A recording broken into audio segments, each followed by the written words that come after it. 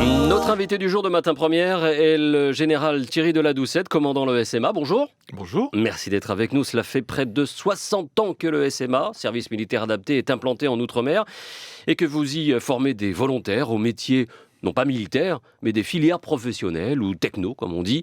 Comment l'armée s'est-elle impliquée dans cette mission supplémentaire ? À l'époque, le service militaire vraiment existait. Il y a eu en plus le service militaire adapté. Comment vous êtes-vous retrouvé Eh bien, en fait, à vous confier cette mission?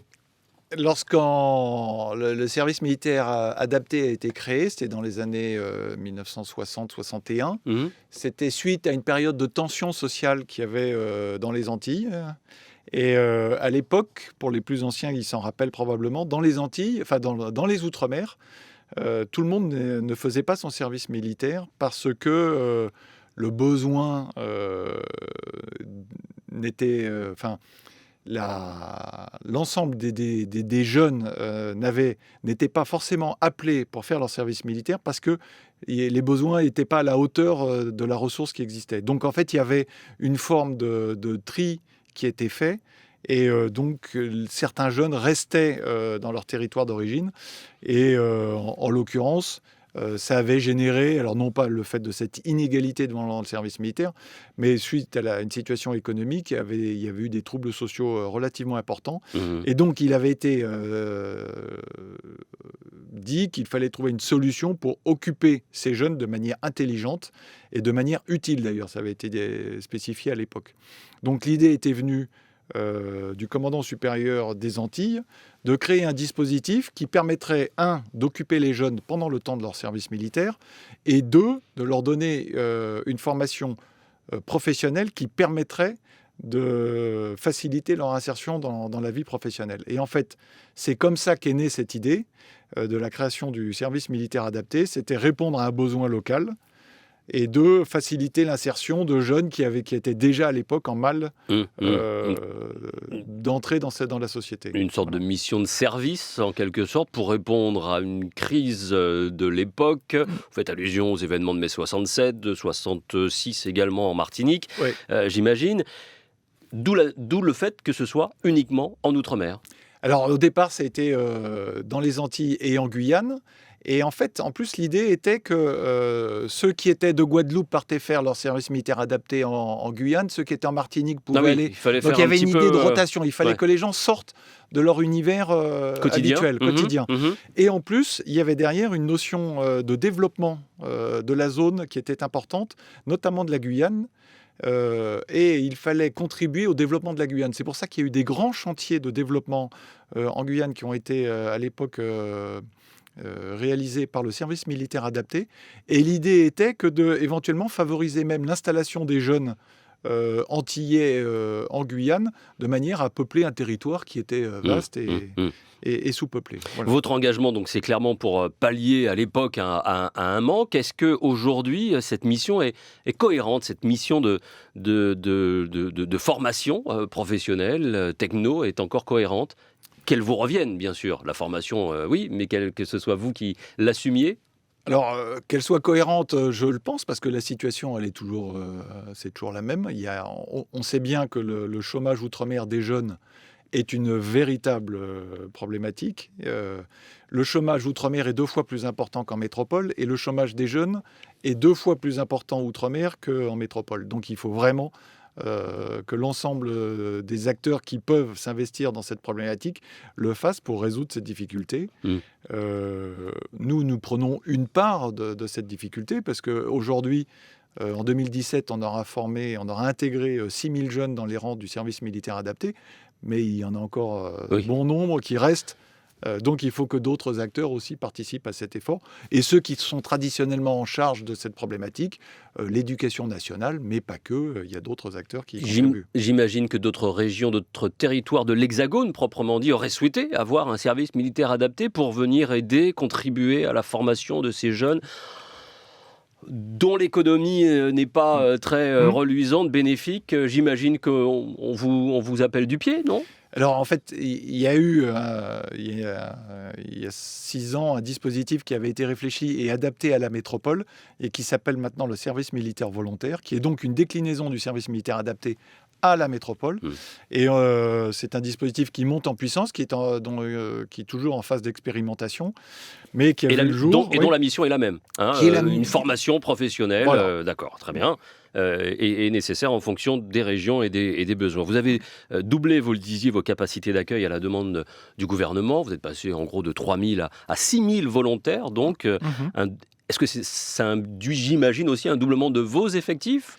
Ou alors vous faites plus rapide, plus court Alors en fait, moins bien. Non. Les effectifs de l'encadrement n'ont pas suivi le même rythme de progression que celui de nos jeunes volontaires, puisque effectivement, comme vous l'avez dit, on est passé en 2009 de 3 000 à 6 000 en 2017, alors que pendant la même période, l'encadrement n'a augmenté que d'un peu plus de 30%. Donc effectivement, on se retrouve aujourd'hui dans une situation de certaine fragilité où il faut qu'on augmente nos taux d'encadrement de manière à pouvoir délivrer avec toujours la même efficacité l'appui au profit de nos volontaires. Avec de plus en plus de femmes engagées, volontaires. Avec un nombre très important de jeunes femmes volontaires au sein de nos rangs, puisqu'en 2017, on avait 28% de jeunes femmes qui nous ont rejoints, avec une disparité par territoire, parce que par exemple, je reviens de Nouvelle-Calédonie, où elles sont près de 45% au sein du régiment de Nouvelle-Calédonie, et que si on compare par exemple avec la Guyane, il y en a moins de 20%.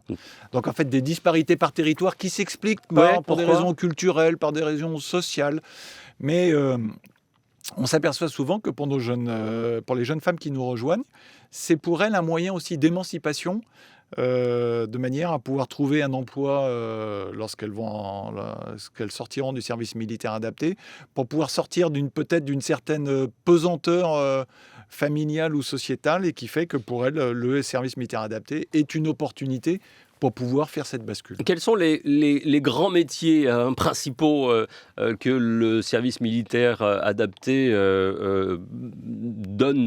procure aux jeunes volontaires ? Alors, traditionnellement, on dit historiquement, les métiers du SMA, c'était les métiers liés au bâtiment. Ça représente aujourd'hui plus de 30% des filières que nous proposons. Et c'est toujours le cas ? C'est toujours le cas, puisque ça reste quand même un des facteurs d'emploi essentiels dans nos outre-mer. Donc ça reste une des caractéristiques. Il y avait un deuxième métier historique, c'était tous les métiers autour de la terre, qui représentent aujourd'hui un peu plus de 10% de l'activité de formation professionnelle. Donc, voilà. Donc l'agriculture, la maîtrise de l'agriculture. L'agriculture, l'élevage, la sylviculture, donc tous les métiers autour de ça, qui sont aussi une des deuxièmes réalités de nos outre-mer. Ces métiers historiques ont cédé progressivement, petit à petit, de la place au profit de métiers nouveaux, notamment les métiers liés au service, l'aide à la personne, aux personnes âgées, à la petite enfance, les métiers liés au tourisme, à l'accueil touristique, qui représentent pour ces différents métiers environ 10% chacun, aussi bien pour la partie aide à la personne, la partie tourisme, la partie restauration, hôtellerie.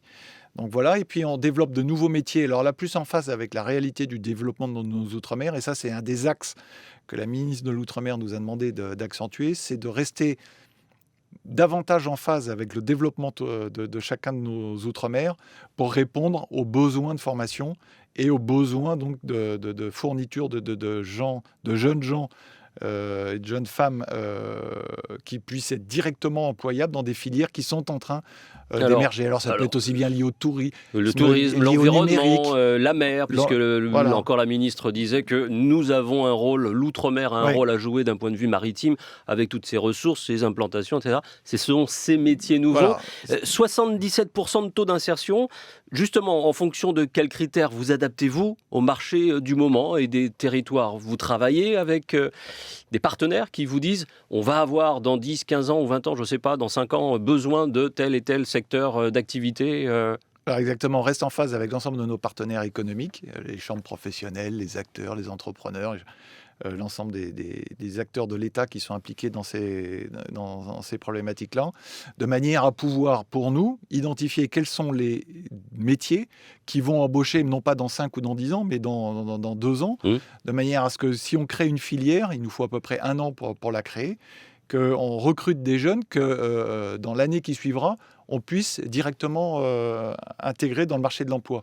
Parce que notre critère de performance, c'est le taux de jeunes à qui nous allons proposer un contrat de travail à leur sortie du SMA. À l'issue de leur formation. Et en fait, on mesure en plus, en fonction de la nature du contrat de travail qu'ils obtiennent, si c'est un emploi durable, c'est-à-dire un contrat qui est au moins de 6 mois, voire plus, pouvant aller jusqu'à un CDI. L'emploi de transition, c'est des emplois qui durent moins de 6 mois, donc en CDD, ou bien des poursuites de formation, le SMA étant un SAS qui permet à ces jeunes de reprendre une formation qu'ils avaient ou abandonnée ou carrément pas suivie. Alors justement, quel est le profil de ces jeunes hommes et jeunes filles qui décident d'ouvrir la porte du SMA, de pousser la porte du SMA, du service militaire adapté ? Alors il y a un cadre dans lequel nous on s'insère en termes de recrutement. Il faut qu'on recrute au minimum 30 à 40% d'illettrés niveau 1 et 2 au titre de l'Agence nationale de lutte contre l'illettrisme et 60% de non-diplômés. Donc, on va prioritairement rechercher des candidatures qui répondent à ces caractéristiques-là. Donc, en fait, on s'aperçoit que les jeunes qui nous rejoignent, ce sont des jeunes qui sont en difficulté scolaire la plupart du temps, puisqu'ils ont abandonné leurs études ou qu'ils n'ont pas eu le diplôme pour lequel ils postulaient. Ce sont des jeunes en difficulté sociale et familiale, souvent, et qui voient en le SMA une chance pour pouvoir abandonner une spirale de difficultés, voire d'échecs. Une école de la seconde chance. C'est une école de la deuxième chance. Un petit peu comme il en existe aussi de façon plus récente. En plus de cela, ce sont toutes les notions de service que vous apportez, le permis de conduire, les diplômes de premier secours. Enfin, il y a tout un encadrement. Pas du tout, je vous pose la question entre parenthèses, pas du tout de formation militaire, proprement dite. Il y a, comme on est des unités militaires, encadrées par des militaires, et donc les règles de vie sont militaires. Lorsque les jeunes s'engagent au sein du service militaire adapté, ils ont un premier mois de formation militaire individuelle, mais qui n'est pas une formation de combattants. L'objectif du SMA n'est pas de former des combattants, et on n'est pas là pour donner fournir aux armées des jeunes formés. On est là pour leur donner le cadre, leur apprendre la discipline militaire, leur apprendre relancer auprès d'eux la pratique et le goût du sport, leur apprendre les rudiments de la vie militaire. On est dans l'encadrement, dans l'ambiance, dans l'état d'esprit. C'est le contexte militaire qui nous intéresse, et c'est ça une des clés de la réussite du service militaire adapté. Quelle image pensez-vous avoir que le SMA a auprès de ces populations qui ont de toute façon toujours un rapport sensible avec les autorités, le SMA qui s'est inscrit, qui s'est formé, qui s'est monté, créé en tout cas dans un contexte difficile. Quelle image aujourd'hui pensez-vous avoir auprès des populations ? Alors l'ensemble des contacts que je peux avoir lorsque je me déplace dans les régiments et dans nos départements et territoires d'outre-mer, à chaque fois, tout le monde souligne l'accueil qui est réservé au service militaire adapté auprès de l'ensemble de la population, le soutien généralisé de tous les acteurs. Donc, à mon avis, le regard qu'on porte sur le SMA est très positif. Et en plus, c'est un regard particulier parce que ce sont des militaires qui s'engagent dans un combat social, en quelque sorte, de manière à aider cette jeunesse de nos Outre-mer à s'intégrer dans la société.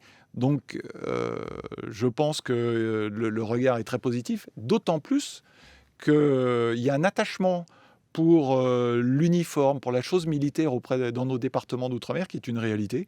Et donc, je crois que à la fois le côté militaire et la formation professionnelle fait un alliage qui est très positif pour nos compatriotes. À souligner également vos interventions quand vous en faites lors de catastrophes naturelles, et notamment à Saint-Martin et Saint-Barthélemy, où on sait qu'il y a eu des volontaires du SMA qui sont allés prêter main forte. Si la volonté du gouvernement de faire un service minimum doit s'appliquer, comment allez-vous faire ? Qu'il y ait un service obligatoire, vous avez entendu la volonté du président Macron. Comment allez-vous faire le SMA Vous y pensez, j'imagine. Ça fait partie. On est associé aux études en cours sur le service national universel. J'ai été audité par la commission de la défense de l'Assemblée nationale. Et bien entendu, en tant qu'acteurs de l'État, nous serons intégrés dans ce dispositif-là. Mais ce que j'ai souligné, moi, c'est qu'en termes de cohésion sociale, le SMA a déjà intégré toute cette dimension dans son activité. Les jeunes vivent en collectivité sous le régime de l'internat dans les unités du service militaire adapté. Le brassage existe parce qu'il y a à la fois de l'encadrement, il y a des jeunes qui viennent en accompagnement des volontaires, il y a du service civique qui existe déjà. Donc on est déjà dans cette logique-là. Mais bien entendu... Resterait à approfondir le volet militaire cette fois-ci, peut-être. Alors, le service national universel n'a pas forcément une vocation militaire. C'est une des options qui est envisagée.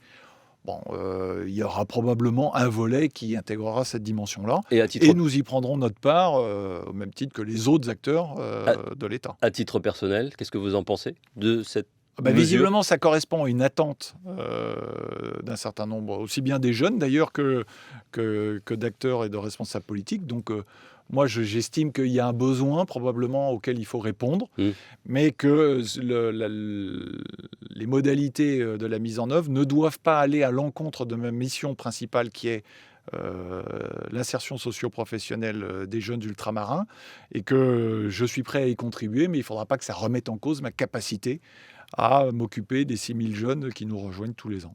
Quelle est votre plus grande fierté depuis le temps que vous êtes à la tête de ce service militaire adapté ?